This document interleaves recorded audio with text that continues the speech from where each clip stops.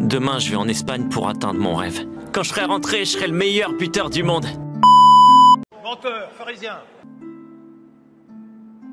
Mon rêve a changé. Je veux devenir le meilleur milieu de terrain du monde entier. Pourquoi le grand talent du Japon Hitoshi Sae est passé d'un enfant plein d'espoir qui voulait faire trembler la cage comme CR7, un milieu de terrain qui veut magnifier le jeu comme Ozil. Donc en d'autres termes, pourquoi Hitoshi Sae il a abandonné son rêve pour se réinventer numéro 10? Est-ce la confrontation avec des génies d'attaquants trouvés en Espagne qui a changé sa perception? Ou bien est-ce une décision calculée froide basée sur sa compréhension unique du jeu? Dans cette vidéo, nous allons voir et explorer 3 points qui justifient ce changement. Vous êtes prêts, vous êtes prêts, vous êtes prêts? C'est parti. Sae est-il un génie du football ou un surdoué? Vous allez me dire quel est le rapport? Ne vous inquiétez pas, restez jusqu'à la fin, vous allez comprendre tout ça. Il y a une distinction très claire à faire entre les génies et les surdoués. Et cela va nous permettre de catégoriser Hitoshi Sae afin de mieux le comprendre. Les génies sont des personnages qui possèdent des capacités naturelles innées et jouent au football avec ces capacités qu'ils font en sorte qu'ils arrivent à développer un style de jeu qui est propre et unique à eux. Ils ont souvent une vision du football qui est unique. Ces joueurs jouent beaucoup avec leur instinct et brillent souvent par leur imprévisibilité. Des joueurs comme Shidu, ils jouent avec leur instinct, il a la capacité d'électricité de son corps et en plus ils voient l'action de but comme un rapport X. Ou Rin avec sa polyvalence, son grand physique et surtout son mode berserk qui fait qu'il veut détruire les forces de cet adversaire en les brisant. Les surdoués, eux, ils s'appuient sur leur logique, leur capacité à analyser le terrain et aussi ils misent beaucoup sur la compréhension du jeu pour évoluer. On peut apercevoir que nombreux d'entre eux, ils ont la métavision. Comme Izagi, ils suivent un processus méthodique pour arriver à maximiser leur potentiel et leur chance de marquer. C'est souvent des joueurs aussi qui ont l'ego de type mondial, comme Ryo avec sa copie plus la métavision. Et d'après vous, Sae Hitoshi, il est de quel type? Surdoué. En effet, on se rend compte qu'il possède la métavision. C'est dit explicitement par Izagi. Quand il débloque la métavision, il se rend compte que durant le match contre les U20, Sae faisait des mouvements qu'il ne comprenait pas, qui étaient des mouvements qui semblaient venir d'une autre dimension. Et vu que Izagi est rentré dans cette troisième dimension qui est la métavision qui permet de voir au-dessus du terrain, Izagi a pu comprendre que Sae possède cette métavision-là. Et aussi, on peut s'apercevoir que Sae, il n'a aucune qualité hors du commun qui est innée. Beaucoup vont me prendre pour un fou, mais les deux capacités principales qu'on a vues chez Hitoshi Sae sont la passe et le dribble. Dans la passe, à mon avis, il y a des passeurs qui se rapprochent de son niveau ou voire qui le surpassent. Charles Chevalier, un jeune garçon de 15 ans, est presque aussi fort en passe que lui. Et le dribble, je pense que c'est un des meilleurs dribbleurs qu'on a vu, mais Bashira, c'est un dribbleur fou. Yukumiya, un dribbleur de la street. Ces gars-là sont des meilleurs dribbleurs de base que lui. Lui, c'est un dribbleur calculateur et ça a été montré dans le manga et dans le match contre les U20. Même sa philosophie de jeu qui est de détruire en toute élégance, c'est pas quelque chose d'extraordinaire qui va révolutionner, choquer le monde. Ou même sa mentalité de vouloir devenir le meilleur, qui est une mentalité que tous les joueurs du Blue Lock partagent. Quand on met les éléments terre à terre, on se rend compte que Sae Hitoshi n'a aucune capacité inné en lui pour être un génie et se rapproche plus des surdoués. Donc ça peut être une raison qui explique pourquoi il a décidé de se muter en milieu de terrain, car il a vu en effet, il a plus d'affinité au poste de milieu qu'au poste d'attaquant. Mais vous allez me dire en quoi ça influence sa décision. En effet, Izagi est très rationnel et il décide quand même d'être attaquant. Et cela s'applique pareil pour Kaiser, qui ont à peu près les mêmes statistiques que Hitoshi Sae, mais qui sont moins forts en passe et qui ont décidé quand même, eux, d'être des attaquants. En effet, ce n'est pas encore fini. Pourquoi? Parce qu'il y a la confrontation avec l'élite mondiale. La vraie différence entre Kaiser, Sae et Izagi n'est pas dans le style de jeu, car ils ont un style de jeu qui est similaire, mais qui est l'expérience passée en Espagne de Hitoshi Sae. En effet, lors de son séjour en Espagne, Hitoshi Sae a découvert un autre niveau de football qui est largement supérieur au niveau japonais.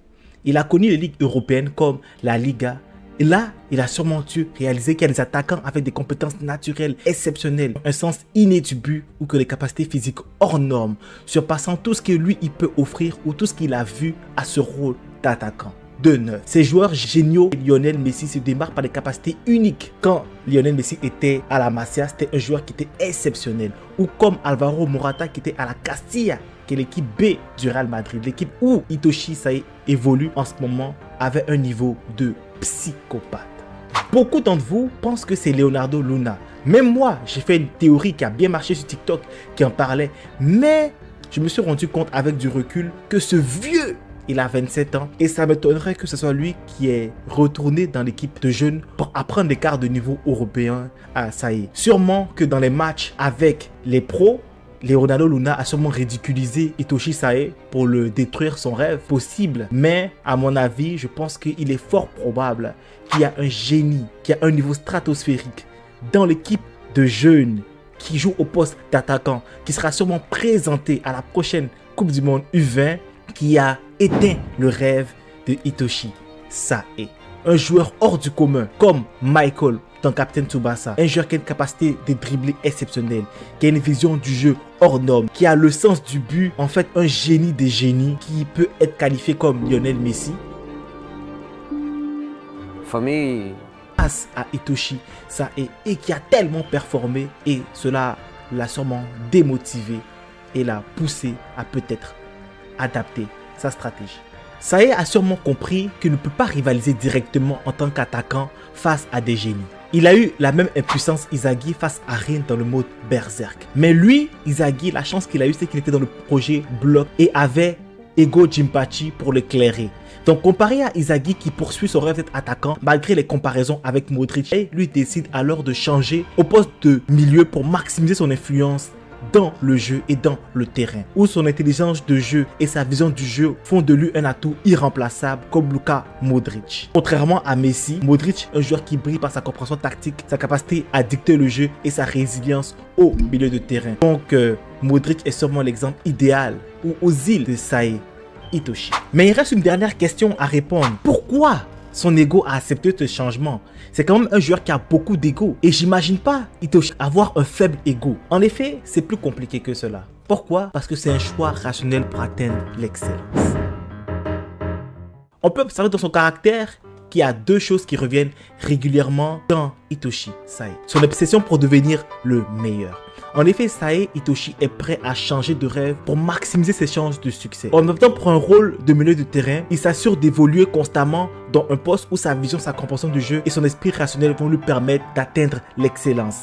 Donc, en effet, c'est peut-être plus compliqué pour les surdoués d'être des attaquants, mais au poste de milieu de terrain, je pense que les surdoués doivent exceller et c'est pour ça qu'il a décidé de faire ce choix-là qui est à contre-cœur, mais qui va toujours lui permettre de se rapprocher de son rêve, qui est de devenir le meilleur à sa position.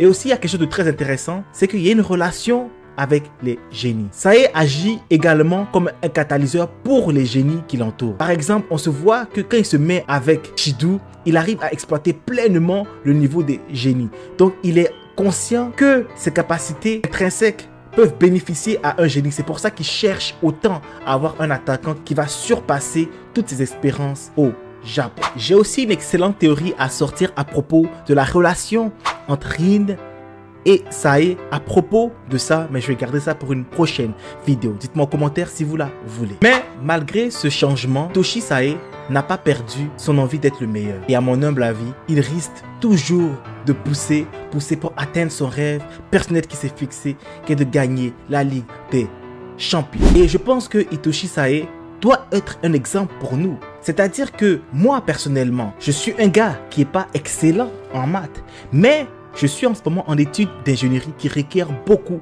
de maths. J'étais obligé de me réinventer pour rester compétitif dans mon domaine, mais je sais au plus profond de moi que atteindre les 190, ce seront compliqué. Mais je décide quand même de persévérer dans mon domaine, même si peut-être un jour ça sera difficile d'être le meilleur. Contrairement à Sae Hitoshi qui a lui décidé de réévaluer son objectif pour rester toujours compétitif et être le meilleur. Donc Sae est un choix logique, rationnel et de bon sens. Donc vous dans votre vie, si vous suivez ce genre de processus et que vous voulez absolument être le meilleur dans un domaine, parfois c'est dans un domaine connexe que vous arrivez à briller le plus avec plus de facilité. C'est pour ça que c'est intéressant de comprendre sa psychologie et de comprendre pourquoi il a changé. C'est pas juste un choix qui a été fait comme ça, c'était un choix rationnel, fondé sur ses capacités intérieures. Aussi, on ne va pas se cacher qu'il a été fait à cause d'un traumatisme ou à cause d'une incapacité à lui de pouvoir aller progresser là où il voulait, mais il allait là où il pouvait. Donc, c'est un exemple à prendre. Donc, moi, je m'arrête sur ça. On se retrouve bientôt pour une autre vidéo. C'était Melky. Je suis de retour. Sur ce, check it! Il est rapide. Peu importe.